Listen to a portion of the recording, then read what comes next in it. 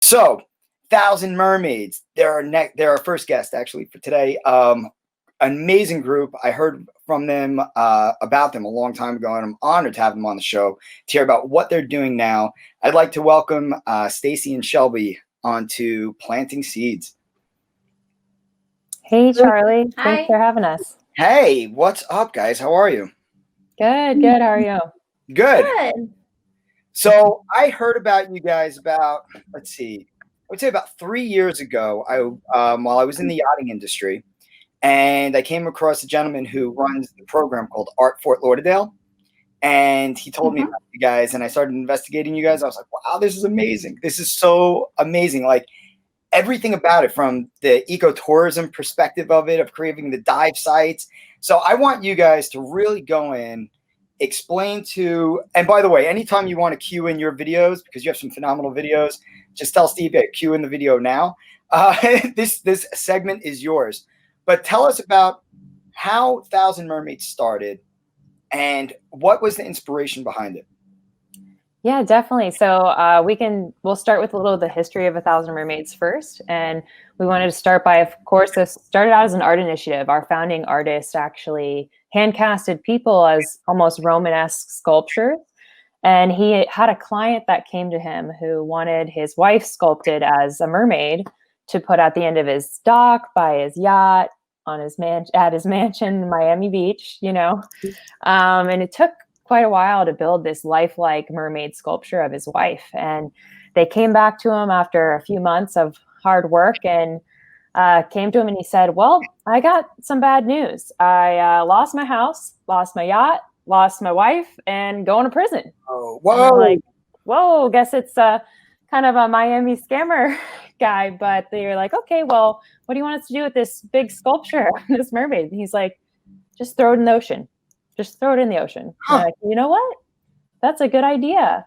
And that kind of started the spark there in the of the art initiative. And we partnered with Chris O'Hare, who's been building reefs for over 30 years. If you're familiar with the Andrew Red Harris Reef and Blue Heron Bridge, popular dive site.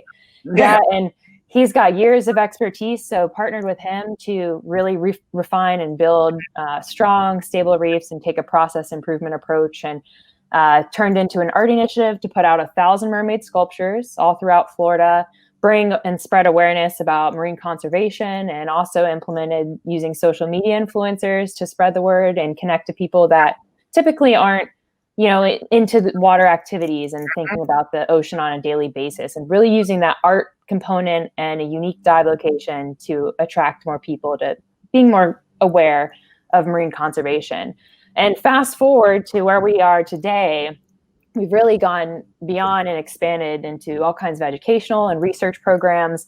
And our recently founded organization, ORA, the Ocean Rescue Alliance, Steve, if you want to pull up the bubbles, our mission is to save our oceans one reef at a time. And we're aiming to conduct sustainable restoration through incorporating these objectives. And our artistically crafted reefs enable every individual the opportunity to create an eternal reef for their loved one or company. Wow. And through the creation of these reefs, they're designed to incorporate art, innovative designs, and also safe materials to enhance marine habitats and provide a unique diving location, creating a lasting memory on the ocean floor that will help restore our marine environments. And our education program seeks to empower and inspire our future generations to maintain our marine environments and keep learning and restoring our marine environments as well. It's also coupled with our citizen science program, the Coral Rangers, where we engage our local communities in reef monitoring and coral restoration efforts. And our research investigates design improvements, fish population dynamics and recruitment, coral out planning, and improving making restoration progress. So a lot of our goals are oriented to spread awareness and create lasting habitats that will last for generations to come. One thing I briefly wanted to touch on was some of the uniqueness of our design modules actually help increase biodiversity of fish species. We are aiming to target mimicking real coral reefs. So we have a lot of interstitial spaces and shelving that provide habitat for those smaller species and life stages of fish, where traditional artificial reefs tend to target large species. Our habitat has micro and macro habitat where small fish species can take refuge from predation. So it's really important for biodiversity. As reefs are starting to degrade, we need that habitat for other species. Otherwise, we'll lose them. And so that's one of our really big target goals, is on top of the art, is to really actually create effective habitat for different fish. And we're also out planting coral, and that'll lead me to hand it over to Stacy to talk more on our education program, research, and the coral lock design. I think she's reconnecting. There we go. Stacy, we're going to let you talk on the education program and research. I think you're muted. You're muted, Stacy.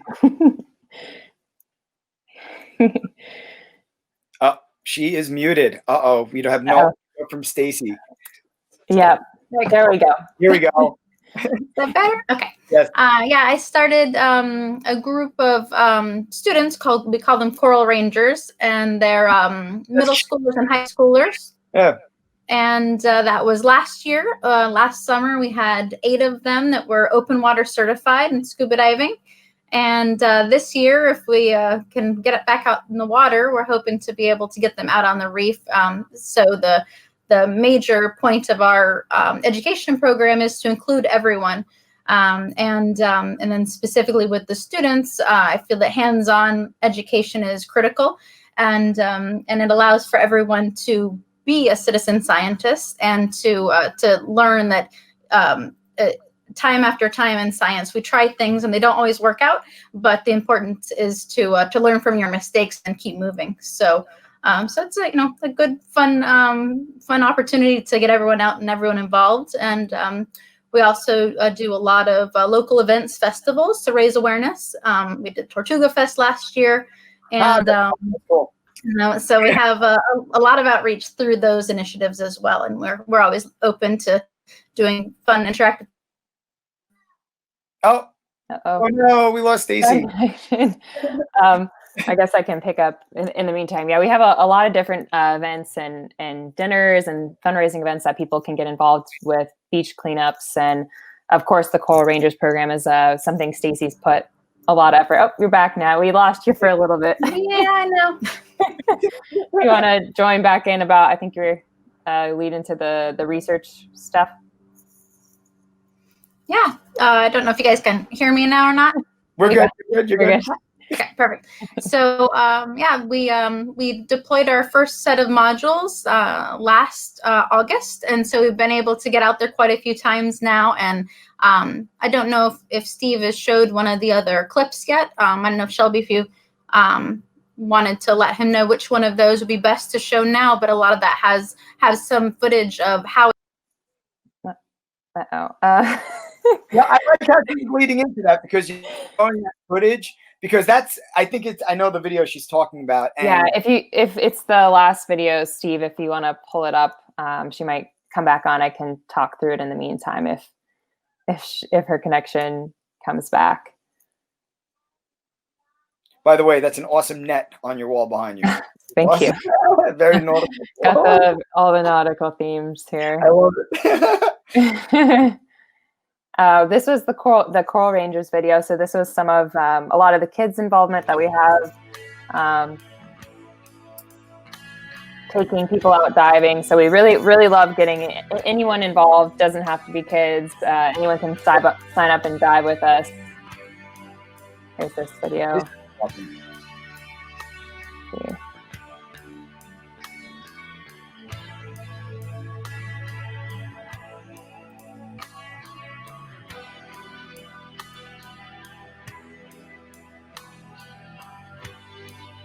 And this is, I believe, one of our check-in dives that we were able to get out with everyone.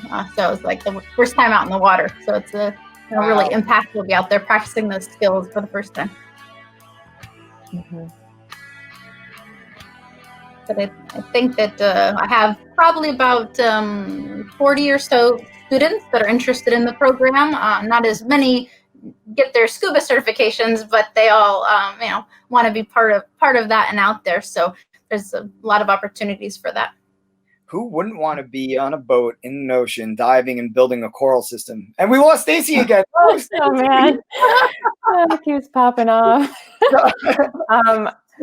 I guess I could pick up on the research. So we've been really heavily focusing around improving our module designs, and as we were just talking on the fish side of things, we're looking at a lot of coral restoration innovations. So we recently have implemented the coral lock into all of our modules, which is embedded to increase coral outplanting efficiency. And we're doing all kinds of studies comparing our modules and new designs to make them more efficient in the future.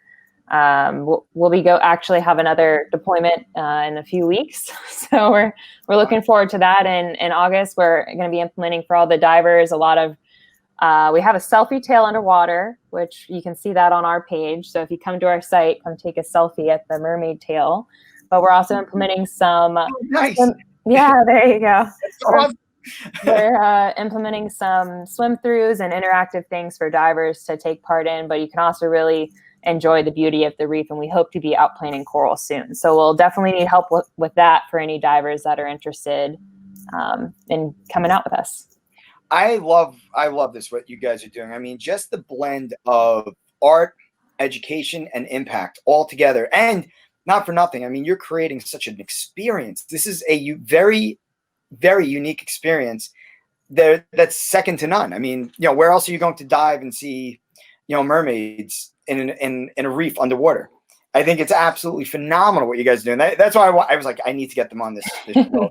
Because we're talking to a lot of, the majority of our audience with Kush is this under 30 group.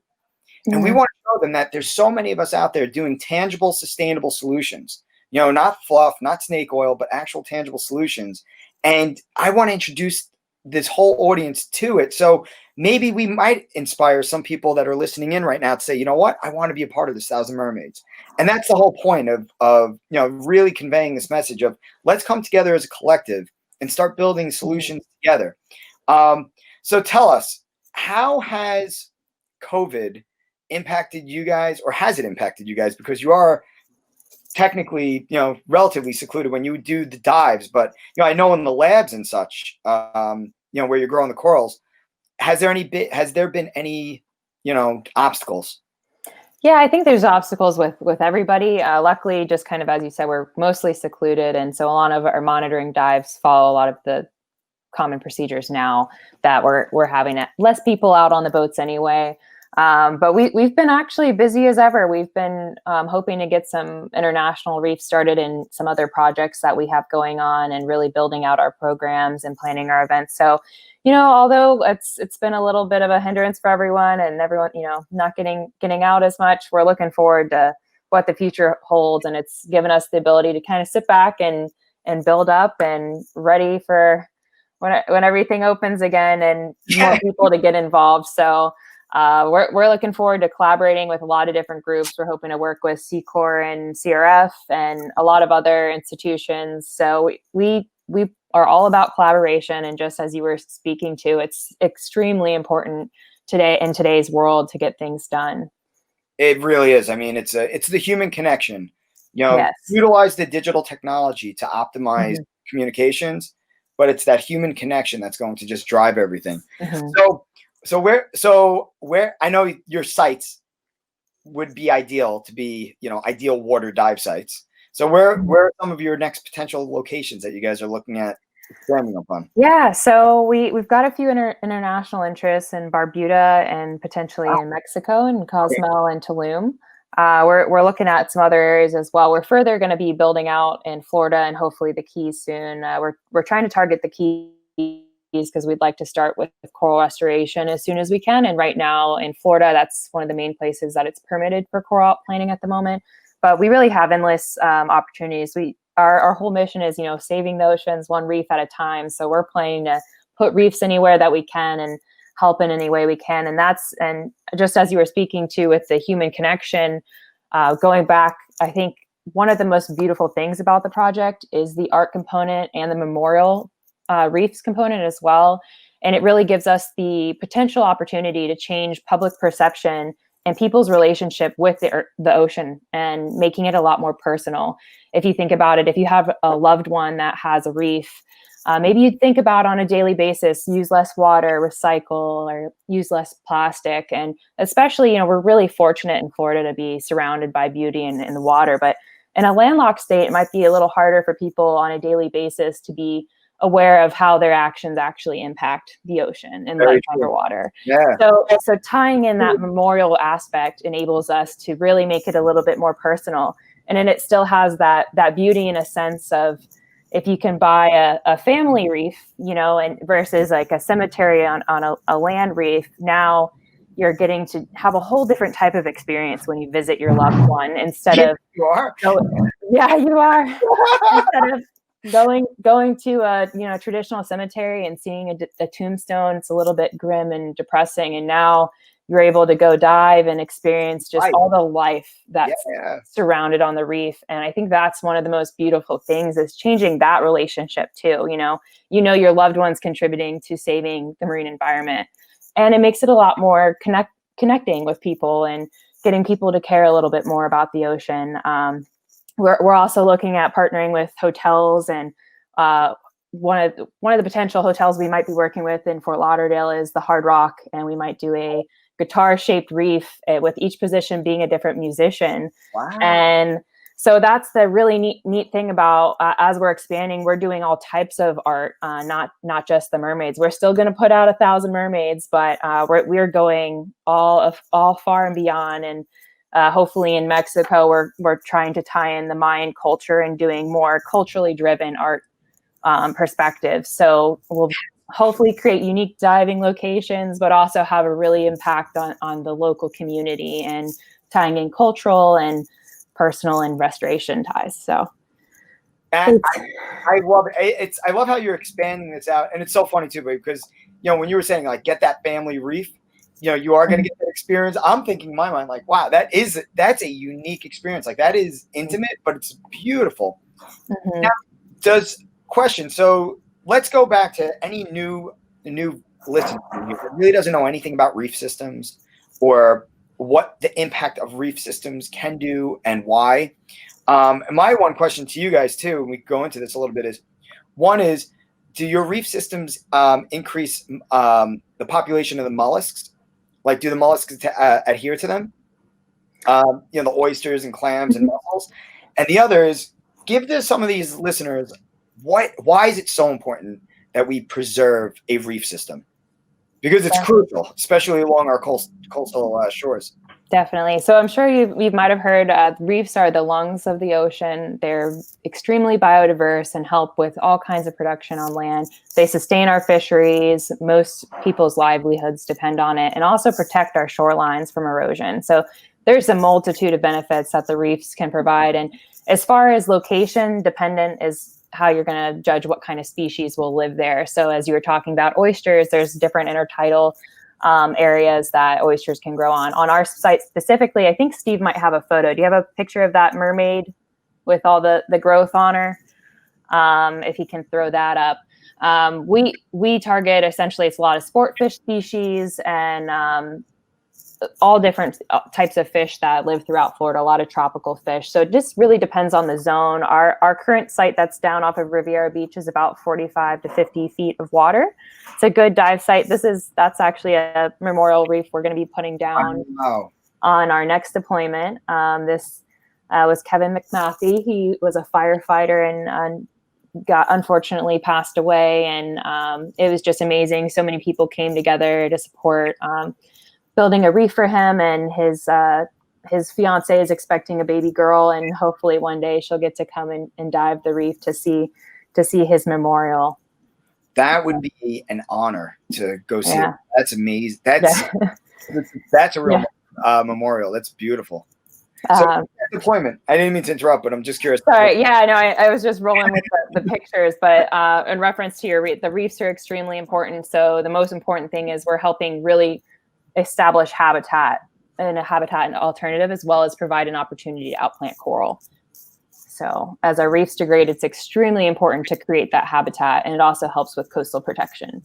So what are some things that people could be doing right now? Let's talk, because there is a distinction. You have the coastal people that should be more proactive and aware, and then you have the inland people Okay, so let's go with the coastal people. What are things that they, especially boaters, okay? Because I'm an avid boater. I lived on a trawler for years. I had a blast about it. I was very proactive about making sure that I had no waste that could go overboard, and any waste that potentially might have gone overboard is a biodegradable waste. You know, so I never really carried any plastics or anything with me on the boat.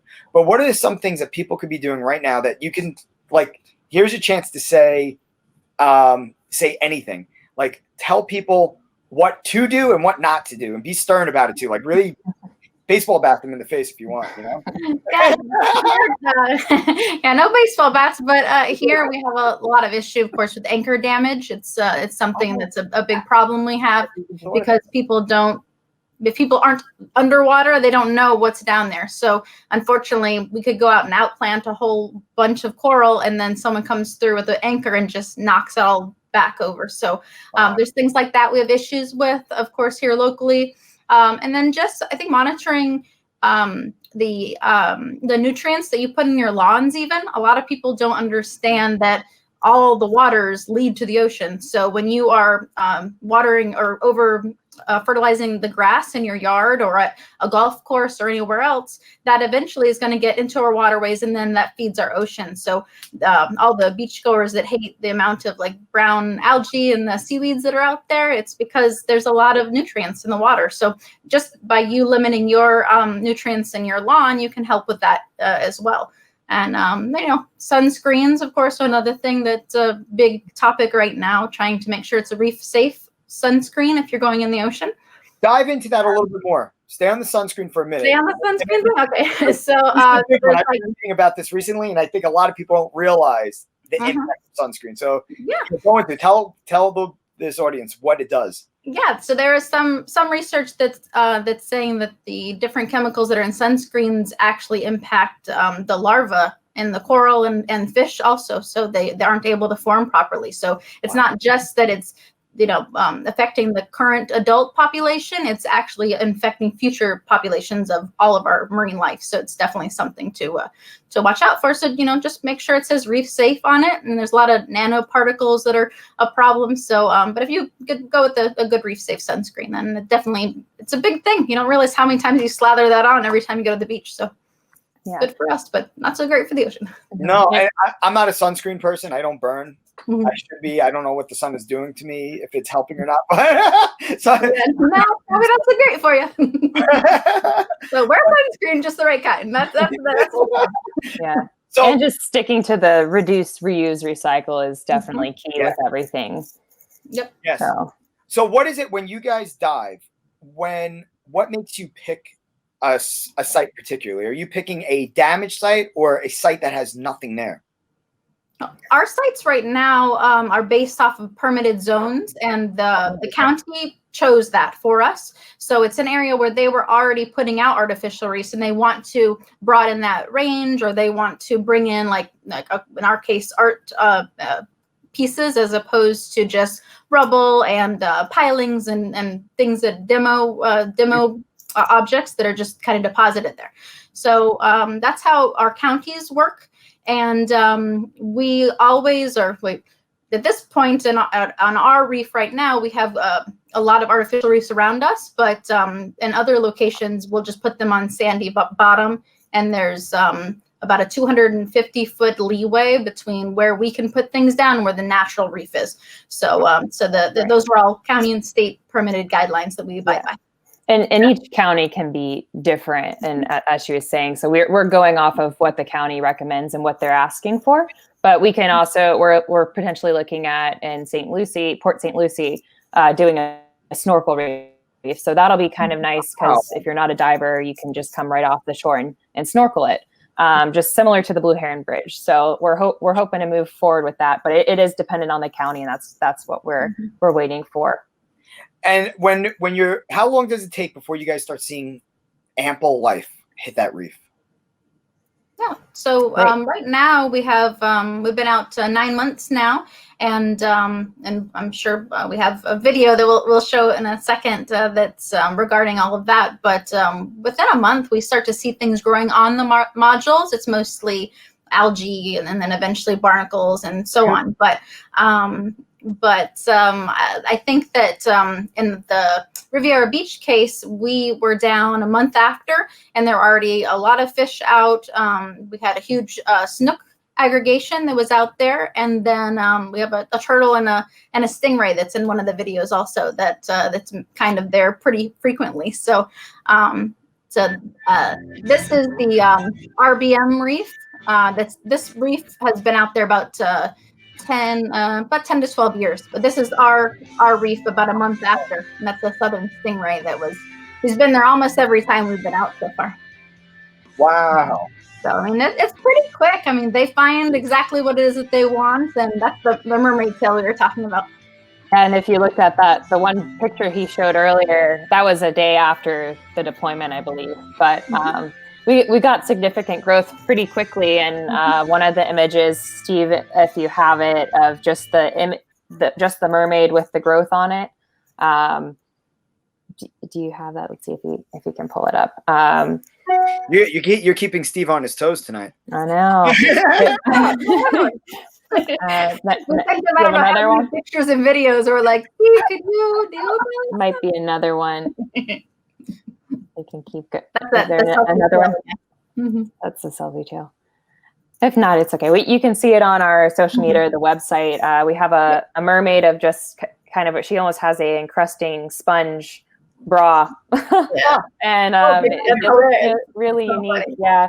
I have a lot of different epiphytic growth, which is really good. That's the first stage of essentially you'll have different stages of growth, and that will eventually lead to coral growth. And you can call it a successional stage, more sciencey term. But so it's really good news for us because that's the first step to start growing coral and having that healthy microbiome all over the modules. So check out those photos on our website. Yeah, I just want to reference out to anyone and everyone that's listening right now that, absolutely go check out Thousand Mermaids. Support this organization. They're phenomenal. And, so with your next steps and with COVID, I know you have your education program coming up with students wanting to get engaged. Can people start getting involved now?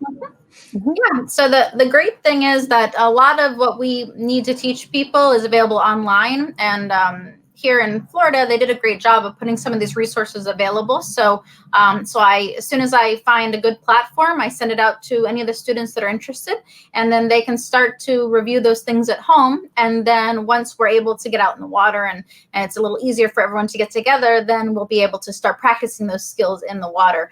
And then a lot of the open water certifications, they can do those online components, and then we're just pending those check-in dives and physically getting out in the water. So everybody can still do a lot of the groundwork in advance of being able to do stuff with us. But a lot of the monitoring that we're going to be doing is a lot of learning and just figuring out how to do things underwater and navigating everything. So there'll definitely be opportunities until we can get back out there. How often are you both diving? We try to get out at least monthly. Doesn't always happen, but we try to get out there at least monthly. That's cool. So we might dive more, otherwise, but our site. We dive a lot. Yeah. Well, I am absolutely planning on coming to visit you guys, and you guys tell me when.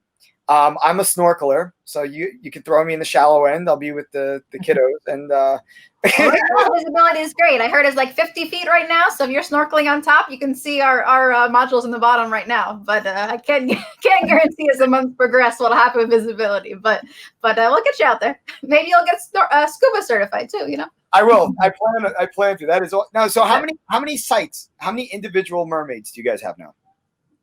So we currently have about 18 out, and we're putting about another 25 to 30. We're going to be doing some different sculptures on this next deployment, which we're excited about. We'll be still putting out some more mermaids, but we're also going to be doing that interactive modules where we'll have some swim throughs for divers, and we're also testing out some more of the coral locks as well. And how long does it take to make one of these sculptures? So actually, it can go pretty quickly. Our reef builder can knock out. I think it was about almost 5 in a day. If he has molds essentially that he makes and has a cement mix that he's able to pour it into. So it can actually be made relatively quickly. It's just getting the transportation is the harder component, where you have to transport them on a barge and lift them down with a logistically unique with that. How much does each one weigh? About 3,500 to 4,500 pounds. So it's heavy. Jet logistics. Okay. Yeah. The crane and the barge boat and yeah. Yeah, it's not a small operation. It's a whole undertaking. Yeah, and they're all documenting that coming up. So it'll be neat to see that from start to finish with the next deployment. And they're also heavy just to help prevent for storms, erosion, and everything. They're all stability test analysis. We had to get that done to be able to put them out there, so they're not moving as much with different storms. They mandated you to have to get that stability testing done? Yep. If you want to, pretty funny as they just drop debris down and random chunks of concrete. Yeah, they do a lot. Yeah. Pilings out, big culverts out there, but like, nope, gotta do stability analysis. I think you guys are phenomenal. Now, where's your headquarters based out of? Fort Lauderdale. You are in Fort Lauderdale. Oh, that is awesome. I'll definitely be seeing you guys possibly this November. Great. Come see the facility. We can bring you out. You can see where the sculptures are made and the reef modules, and as well as the site. That is awesome. And a brand new site too. I can't wait. What would you tell anyone listening in now that, you guys are so passionate about this, and it's amazing because you're passionate about something that gives so much back for the future, to build the health of the future. And that's what KUSH stands for. It's keeping us sustainably healthy, to bring that future together. What can you tell people that have that passion and how to find that engagement and get involved? Because I bet, 10 years ago or so, you guys probably never thought in a million years you guys would be planting these big, giant concrete mermaids in the bottom of the ocean. Or maybe you did, which is even wilder. No, I never thought we'd be doing something on this level, but since like 5th grade, I wanted to do marine biology. So I've always known I wanted to be out there. So this just kind of happened, and I met up with people, and we find some like-minded, awesome people, and then just get a plan together, and then start to make it happen. That's kind of how things work, and then, of course, we are very, very passionate about it, very engaged in everything we do. So that also is really beneficial. Yeah. And I also grew up in Florida, loved the water sports, everything like that, and grew up diving and loved coral reefs from the beginning. I'm finishing my PhD right now with the University of Florida, and still working with the Florida Aquarium as well with the coral restoration project on spawning a lot of different endangered species, including the pillar coral. And so I've been wanting to infuse my passion with actually doing sustainable restoration. And there's a lot of different political holdbacks that can, just with different organizations, hold back actual growth and restoration, and falling in with this organization. And really just the beautiful component of the art and memorial reefs, I think, makes it really unique to couple with that restoration. So we're all a really passionate group, and we've come from different perspectives. And I think that's what's so nice about it, is we can all work together for a similar goal and hopefully make a big impact. So we're welcoming anybody that can help. Everyone can. This is awesome. Now, do you tie in with a lot of the local fishermen? Like, do you go get hands-on with them and tell them about where your sites are so they possibly won't damage sites and such? Yeah, we actually work with several local fishing charters, and they're very aware and help also inform the people that they bring out on their boats. And we also work with local dive charters. Actually, every Sunday, we have local Calypso dive charters been taking people out to our site. So it's really nice to also see the impact on the local community of what this site actually brings, and them taking ownership in the site and spreading the word. And we've had a lot of dive charters. So we're also building a further dive program to get more of the dive charters involved. And as we grow, to get more sites, and you can go see 1,000 mermaids and also the aura sites all over the world eventually. Yeah. That's great. That's great. So with KUSH, we're here for you guys. Anytime you guys are doing any events, broadcasting anything, think of us as just an extra megaphone. Keep us in tune as to what you guys are up to, any events going on.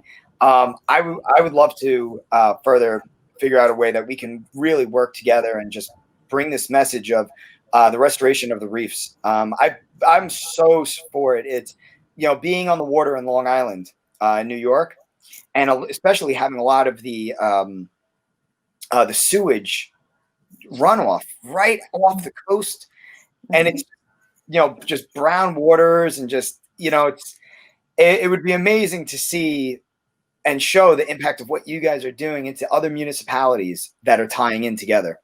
So how do you guys focusing on like expanding into, say up the East Coast, for instance? Have you started talking to like states like North Carolina or South Carolina, or even up as far as New York?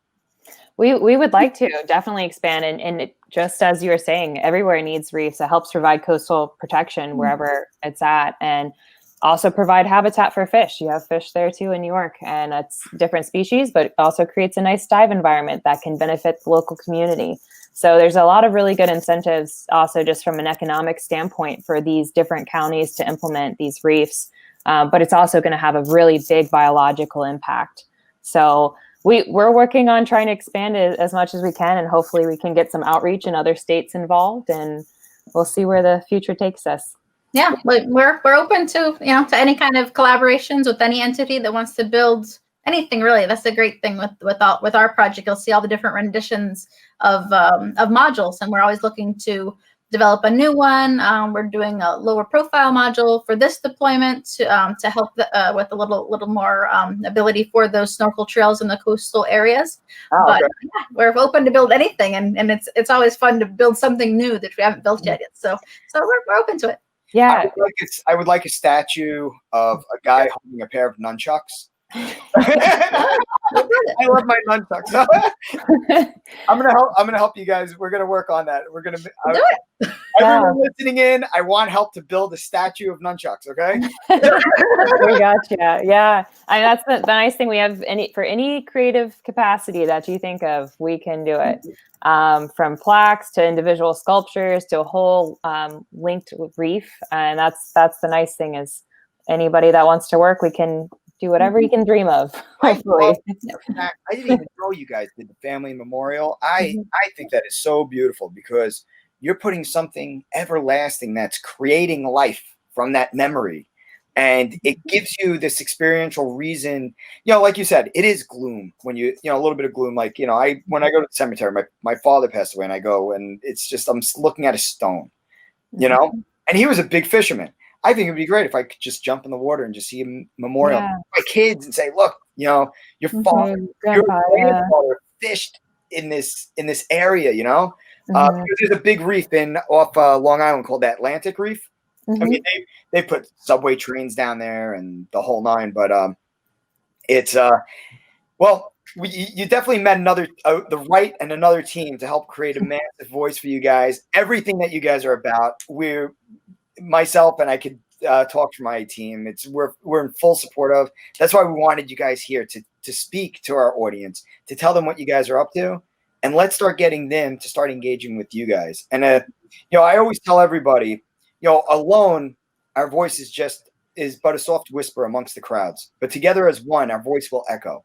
And that's the whole point of this. And that's why we pick out a specific SDG per month to talk about. This is the life below water. You guys were a necessity that I wanted to speak volumes to the world about, because it's again, tying in the art, education, and impact all together. It's such a unique approach, and it's the gratitude you guys must feel every time you put a new reef down. It just must be amazing. You guys must wake up every day saying, all right, this is a phenomenal life. Let's build more trails.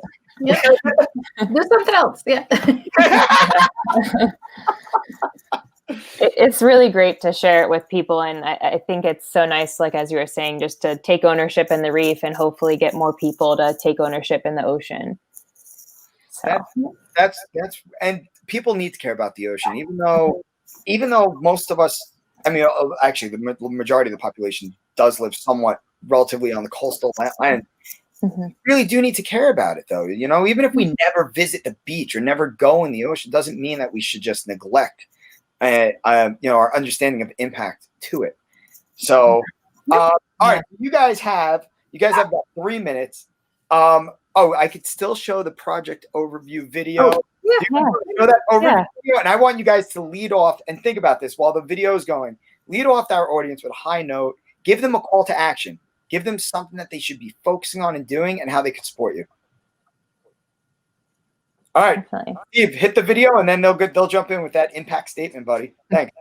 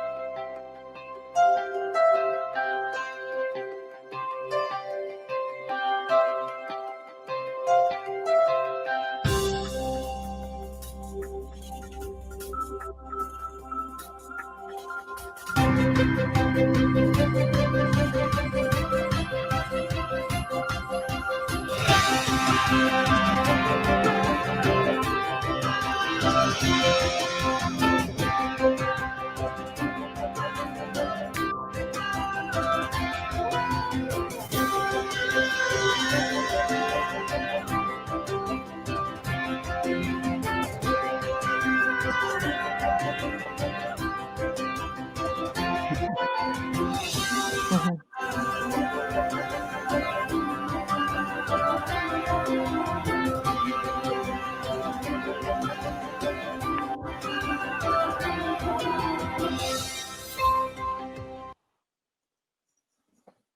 Awesome. That Here we go. cool. All right, so that was all. By the way, that was no joke logistics. Once I saw that big blue at the end of that barge, I was like, okay. Yeah. Not coordination. small, definitely. Mhm. So was that gentleman that we saw in the video? Is he the master sculptor? He's actually our reef builder. He's engineered and built all these modules, and also is very crafty and hand skilled. So yeah, he'll He also it's coral lock inventor too. So all of our ability to do future outplanning is based off of his continual innovation of all these different things. So it's like super amazing. So Yeah. you're saying coral lock. Explain just briefly the coral lock. Yeah, so that will be what we'll be putting coral out on the reef eventually. So all of our modules, or a lot of our modules, have those already included in them, and we'll be able to then grow coral in a lab, or be able to transplant it over and then put it on our reefs so that it can grow on our reefs and repopulate the ocean. That's awesome. That is so cool. And I loved when we saw that video segment too, of just showing your showing the lab growing the corals. I have a coral tank myself. I love my corals. It's so mesmerizing and meditative to me. And it's just, so I can imagine sitting in the middle of this ocean and just seeing it, that this was yours, that you grew, now living in this environment. Mm-hmm. And quick to the aquarium trade hobby too, of you having your own tank. We also have little mini mermaid frag statues that we'll be bringing to Aquashella this year, so you can put your frag corals in your at-home aquarium and have a little mini artificial reef in your at-home tank. So look out for that. Yeah, that you just got me so excited. I'll send it to you later. I'll send you a picture. But yeah, I guess as a quick note, definitely anyone can get involved, donate. Every donation helps. We have merchandise. The Mermaid Frags is a lot of dinner and fundraising events. People want to dive, even if you're not a diver. We still need help with education and outreach, and of course spreading awareness, social media. Anything that anyone can do to help is good. So feel free to contact us. Our emails, you guys have our emails, and check out the websites, and have a lot of ways we can work together in the future. That is awesome. And Stacy, do you have any last statement to this audience? Yeah, no, just the same thing as Shelby said. Everyone can help out. Everyone can be engaged, and anyone can be a citizen scientist. So come on out, and we'll get you out in the water. I love you guys. Are awesome. You guys are both so awesome. I can't wait to come visit you guys. And and I'm going to be reaching out to you guys this week because I have a lot of, after interviewing you guys, I did my research, but after talking to you guys one-on-one, my mind is just spinning on so many things that we can, help build. There's so much. I said we're open to anything, and we're normally not the kind of person to people to be like, oh, we're gonna just not do that. We might not be able to do it tomorrow, but we'll put it on our to-do list. So, oh, that's awesome, cool. Well, thank you guys so much for joining. It's awesome, and again, go check out thousandmermaids.com and oceanrescuealliance.org. Check it out. You're meeting with two amazing, phenomenal people. Thank you guys. You guys are awesome. Thank your you. passion and your drive and your impact. I can't wait to help you guys. Well, thanks for having us, Charlie. Well, listen, Nice to meet you. nice to meet you too. Thank you so much. Welcome to Kush, keeping us sustainably healthy. Thank And you. we have a phenomenal performer that is jumping in with us. His name is Zach Reyes. Steve, do we have Zach in yet? Because I'd love to introduce you guys to Zach. Oh, there's Zach. What's up, man? How's it going? Thank you for having me. Hey, Zach. How's it going? So normally during Sorry, the I also just woke up not too long ago, so I'm just so normally during planting seeds, what I like to do is I like to bring the experts in, talk about sustainable solutions, and then let's support the local and independent musicians. And so we mix it up from that, from sustainability expert to talent, and just so we could all co-support each other. I mean, this is what it's all about: is that human connection. Mm-hmm. Which is the most important thing during this pandemic. Yeah, it is. Definitely. So Zach, thank you for joining us. Shelby and Stacy, thank you guys again so much. If you guys want to stay tuned in and listen to Zach, he's a phenomenal musician, and he'll be doing a quick interview, and then he's going to just take over from there. All right, let's hear it. Cool.